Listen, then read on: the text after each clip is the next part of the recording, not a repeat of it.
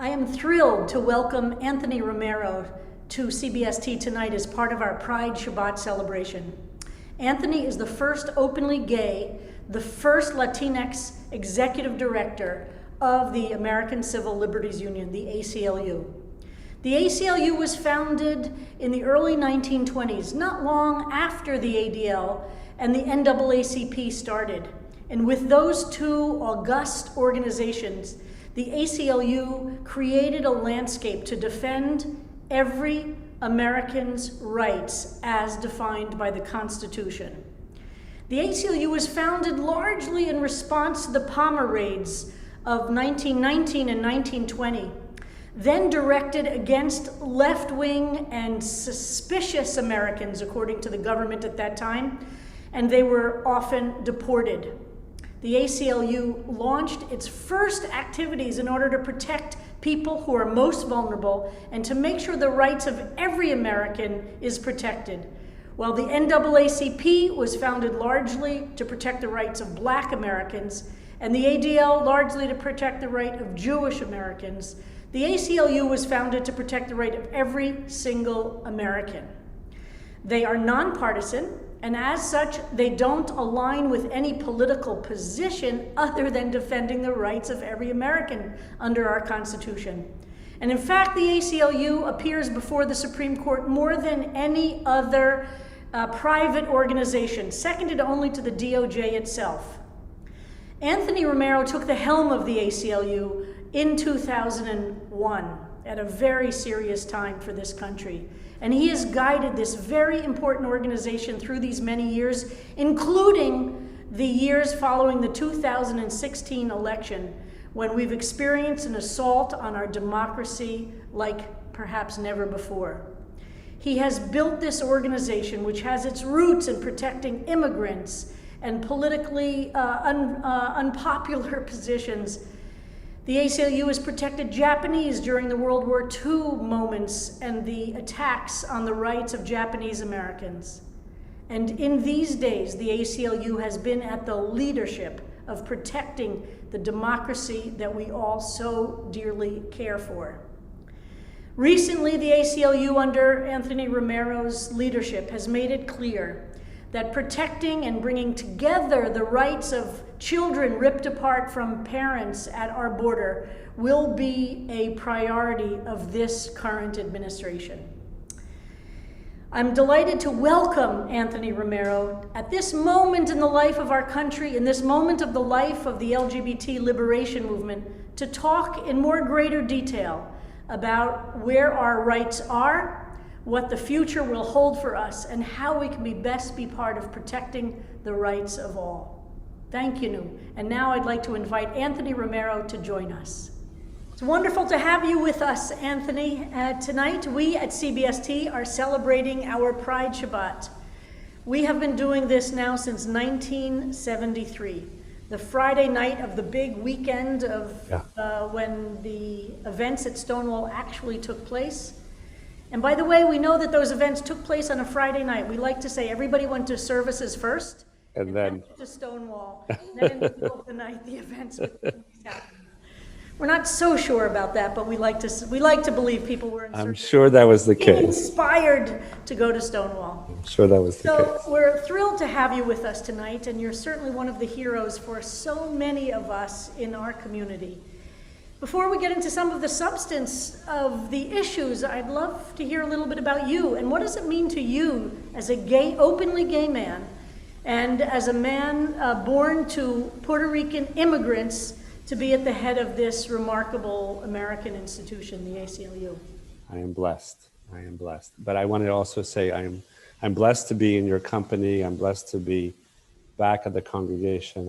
I've worshipped with you. I have friends who are members of your congregation, and so I've been with you and physically. And although I'm not there now, I've always been with you spiritually. I think what the congregation has done has been remarkable, and I'm so glad you have that beautiful home behind you and the physical space that you deserve, and that marks, your place on the face of this earth. That is also a place in all of our hearts and minds. And I just want to pay tribute to you, especially Rabbi. You are someone who inspires me to be the person I want to be. So much. It's a privilege. I mean, the ACLU, when they named me as the director of the ACLU almost 20 years ago, the first Latino, the first openly gay man, my parents from Puerto Rico, humble folks who did wonderful and believed in great aspiring principles, but we're kind of working class folk. And when I came in as director the week before 9/11, it was a blessing. And I feel like that even 20 years in. So something's right about where I am. It's just like I guess the round peg is in the round hole, at least for me right now. And it's an organization that I like to think was my appointment was not newsworthy in the fact that it was always an organization committed to the rights of gay people and the rights of immigrants and the rights of people of color and the rights of everyone. So it was more kind of a capstone than a kind of an inflection point, if you will. The ACLU very first cases around LGBT rights go back to before the formal LGBT movement. Some of our earliest cases were about censorship of books. Lillian Hellman, The Children's Hour, was one of our very first cases where we were fighting for her right to publish the book despite its lesbian content. And then over the years, that work would evolve in terms of freedom of speech and freedom of association and freedom from discrimination. And, we brought our very first same-sex marriage case in 1971, kind of remarkable. We lost, obviously, but we stuck with it for over 40 years until we won it. Today or yesterday, we marked 10 years. Yeah. Of marriage in New York. Yes, of New York. I remember that well, 10 Friday, years ago. Which was also on a Friday. Also on a Friday. And of course, ACLU did the Obergefell case. Yeah, it was Obergefell. And so I think in some ways, and the ACLU committed to the rights of immigrants. We were born in a very kind of frothy moment, the Palmer raids of 1920, where, the Attorney General at the time, Mitchell Palmer, was rounding up and detaining and deporting immigrants, many of them Russians, Germans, Poles, many of them Jews. And born out of the kind of xenophobia and the nativism of the Palmer raids, the ACLU said, wait a minute, we need an organization to stand up for the rights of all people. So when I was named as director in 2001, it was more of a capstone. And all I had to do was not screw it up and keep us on track. And I've tried to do my best. I'm sure I've made many mistakes, and the ones I regret them all. The ones I regret the most are the ones I don't recognize. And so, but we keep moving. And it's not easy to be the leader of an organization or a movement like the ACLU in the times we're in. It's frothy. I appreciate that New frothy. York Times piece right after the election of 2016. Would you say a word about that? What you said in that moment was so moving. Yeah, I mean, I felt it was really an important time for us to double down on what we cared about. And that when Donald Trump became president, we asked him to change course, and that if he did not, he would have to contend with the full firepower of the ACLU at his every turn. And that we would see him in court, which was our kind of, rallying cry, if you will. And all in, we sued the Trump administration about 434 times. Who counted? We did. It felt like a full employment program for civil liberties, lawyers. And from voting rights to LGBT rights to reproductive rights to the Muslim ban and kind of discrimination against kind of immigrants, especially family separation, the zero tolerance policy that separated kids from their parents, deportation proceedings, the Remain in Mexico policy. It was really quite a moment. And I'm very proud of the organization for having the courage to stand up to the very worst impulses of the Trump administration. And we fought him not because he's a Republican. Right. We fight Democrats and we fight Republicans. We work with them both and we fight them both. We fought the Trump administration with all of our zeal because of the policies they promulgated and because of what they represented in terms of rights and liberties. And it was probably one of our darkest moments in American history when it comes to rights and liberties and democratic institutions, small d. So I'm proud of the fact that we stood up in that moment. We really fought. One of the things that we started doing is that when every child becomes bar mitzvah at CBST, whoever their gender and whatever, we include in the gifts the synagogue gives them a Bible, of course, a prayer book, and we give each child the U.S. Constitution. There it I is. love it. I As love part it. of our gift to becoming an American That's amazing. adult, to really hold and carry this document around. So if we could turn for a minute, since this Yeah. is Pride Shabbat service, and there are so many issues that I know our community would love to dive deep with you in, I want to talk a little bit about the juxtaposition of the tension that's been emerging in the courts, and I imagine will become even bigger in the months and years to come, and the tension between LGBT rights and the rights of religion. Yeah. And we at CBST, and I personally care deeply about the First both. Amendment Yeah. protections for me as a Jew. Right. And the protections of minority religions is at the center of what's made America great. And I wonder if you could talk first about that First Amendment. How does that protect minority religions like us as Jews? And if we could talk a little bit about the tensions that have evolved and are emerging about those who are claiming religious rights in order to infringe on LGBT rights, and how should we think about those? And if you could give us some advice and some picture of where we're going with that. I think we keep focus, and for people of faith who are involved in their religious institutions, we have to reject the idea that the right to religion or the right to practice one's religion must trump the other rights. And my mom and I grew up in a very religious household. We were Catholic. And it was the most important institution in her life. Even when I was at the ACLU, it was always the church came first.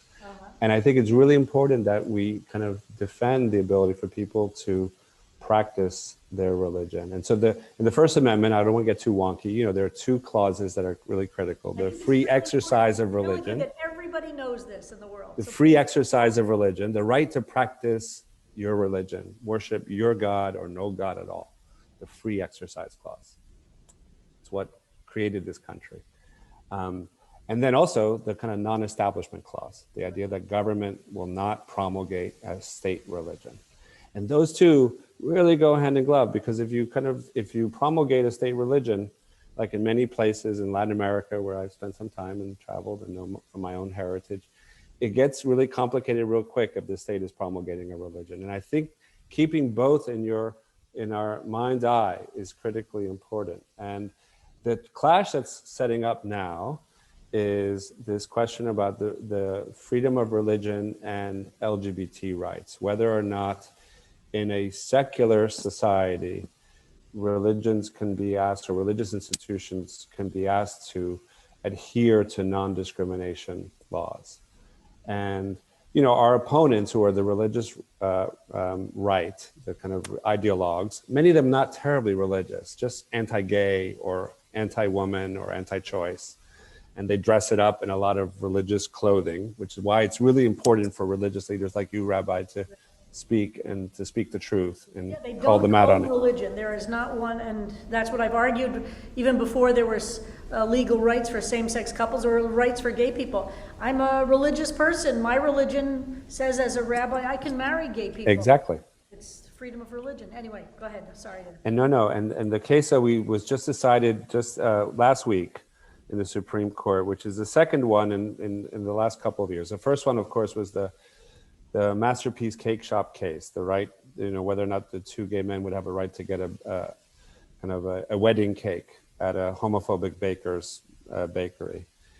And the court decided against the LGBT, the gay couple, on very narrow grounds. They were very clear they didn't want to give license to discrimination against gay people using religious grounds. They basically talked about the animus against the baker's religion that was exhibited in a commission proceeding in the underlying proceeding. So they kind of said that in this case that they've sided with the baker because there was evidence that there was an anti-religious kind of element to the lower decisions of the Human Rights Commission leading up. The one that just got decided this week was a challenging one. It was coming from out of Philadelphia, Fulton versus City of Philadelphia. Catholic Charities brought this case because they had a contract to place foster kids and they were saying the city of Philadelphia denied them a renewal on their contract because they refused to abide by the anti-LGBT, the LGBT protections, the idea that they wouldn't be allowed to discriminate using taxpayer money. And we don't think that the Catholic Charities has a right to use our money, our taxpayer money, to discriminate against LGBT families in foster care placements. The court, again, very narrowly ruled that because in this particular contract, the city had allowed for a form of individual discretionary exemptions for agencies, that the Catholic Church should be availed of that unique exception. So again, it kind of ruled in a way that I wish I had ruled differently, but in a very narrow sense, not to create a broad exception or a broad right to discriminate. And I think the court is trying to balance these needs and these thoughts of not subjugating religious freedom in places where it just gets trammeled down the throats of people of faith. At the same time, not carving out so many exceptions in our anti-discrimination laws that they become meaningless. So I am hopeful, and I feel that even though the Fulton County case, I wish it had come out more resoundingly, I think it's a case of one impression. And so it's not going to lead to the level of discrimination that we were fearful. We were really fearful that they could have come out with a very broad ruling saying that religion and religious institutions will trump the anti-discrimination provisions of these state ordinances. And that would have meant that then other institutions that don't have this narrow exception in the contract would have been able to discriminate against LGBT folks. And I think it's really important that we keep both equally important. And institutions of faith are important. And I don't want the government telling you or telling my mother's parish who to marry. That's important that decision is left with religious leaders and religious institutions. You know, I've argued that for years, that I defend the right of a Catholic Church to not marry with sacraments a same-sex couple, that's important to me as a Jew, that there are religions. The question is when and how they should be allowed to codify that into law. And for instance, the Catholic Church does not allow for divorce. I know. People to remarry. We would never say our civil laws would not allow a divorce. Exactly. And that seems to be totally parallel. And that's going to be the challenge in these next times, is how to balance out, because we do have a very organized, radical, religious right wing that's become very sophisticated about using the courts. And our LGBT rights and the many successes we've had seem to be under attack. But that's why you're a leader for our times, because you are both a person of faith in a real congregation and really an important religious institution, who also talks about the importance of these human rights protections more broadly. And so it's one thing for the ACLU to say it, and it has a certain level of impact to a certain group of people who listen to us. Much more impactful when we have you, Rabbi, speaking about the importance of these issues, because you can speak with the clarity and the convincing evidence about religious institutions playing such an important role. So that's why I pay tribute to you, and I'm just glad that you are my rabbi. If I have one, you are mine. Thank you so much, Anthony. I'm thrilled to hear that. And of course, when we're all back in person, we're eager to have you here in person. Do you have any final words to us as we go back to the celebration of Pride, and how you would... What I would say to the congregation is keep the faith. And the faith means keep vigilant. And the attacks on especially transgender members of our community, I'm a certain vintage of a gay man. I'm 56 years old this year. So I remember the homophobic attacks on us, especially in the AIDS crisis. And this moment of the anti-trans attacks, the bills that we're fending off, hundreds of them in state legislatures. We're filing in places like Arkansas, Georgia. We just filed recently for the rights of trans people to access Medicare insurance at the state level. And the level of hatred, the dehumanizing element, that even though I have a couple of friends who are trans, and even though it's not my lived experience, it is about us. Yes. And we have to understand, in the gay community, the LGBT, sometimes we trail off on the LGBT. No, we have to understand that the battle for transgender rights is really about our human dignity. And part of what's happened with the attack, with the vitriol and the energy, is that after we have won our equality and our full human dignity before the law, they're trying to pick off the least among us. Yes. And that's why the LGBT folks of our community, like me, have to stand up for the transgender rights of our community, because it is about our collective equality. So I just wanted to underscore that, and that, you know, we can celebrate and we can kind of, you know, we should definitely wear our pink. I wore my pink shirt today for you and for Pride, and we should have our moment in the way we can recognize where we've come in 10 years in New York with marriage equality. Yes. But we have to remember that for trans folks, especially in many places across this country, they need our support, our assistance, our contributions, our activism. Pride is still a protest. Pride is still so that's what I would just say. Pride is still a protest. Yes. So thank you so much. Wonderful to have you with us. Oh, it is great. To having you with us. I adore you. Shabbat shalom, Anthony. Bye-bye. Shabbat shalom. Good night. Thank you. Good night.